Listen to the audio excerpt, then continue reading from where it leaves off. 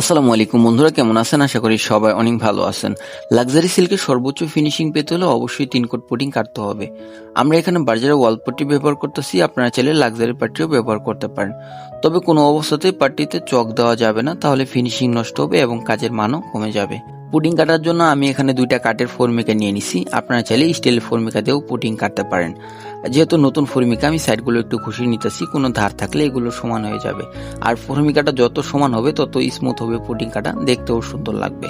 এখন আমরা প্রথম কোট পুডিং কাটা শুরু করছি। মনে রাখবেন, পুডিং যত সুন্দরভাবে কাটা হবে ফিনিশিং তত সুন্দর হবে। সম্ভব হলে 4 কোট পর্যন্ত পুডিং কাটার চেষ্টা করুন। অনেকেই ভাবে ভালো রং ব্যবহার করলে সুন্দর ফিনিশিং পাওয়া যায়, কিন্তু আসল বিষয় হলো নিখুঁতভাবে পুডিং কাটা আর ভালোভাবে ঘষা। এই 2টা ধাপ ঠিক মতো করলে কাজের কোয়ালিটি একদম অনেকটাই বেড়ে যায়। প্রথম কোট পুডিং কাটার পর দেখতে কেমন লাগতেছে অবশ্যই কমেন্ট করে জানাবেন। আর যেহেতু আমরা লাক্সারি সিল্ক করব, তাই পরের ধাপে দ্বিতীয় কোট পুডিং কাটা শুরু করব। এখন আমরা দ্বিতীয় কোট পুডিং কাটার প্রস্তুতি নিতেছি। পাটটিতে অল্প একটু পানি দিয়ে ভালোভাবে মিক্স করে নিতেছি, যাতে এটি একটু নরম হয়ে যায়। এতে পট্টি টানতে অনেক সহজ হয়, হাতে কম চাপ লাগে এবং কাটাটাও অনেক স্মুথ হয়। আপনারা চাইলে এই নিয়মটি অনুসরণ করতে পারেন।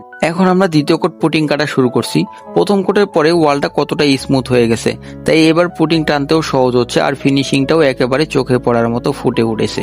আমরা প্রতিটি ধাপ কোনো শর্টকাট করি না, কারণ সুন্দর কাজের পিছনে থাকে যত্ন আর অভিজ্ঞতা।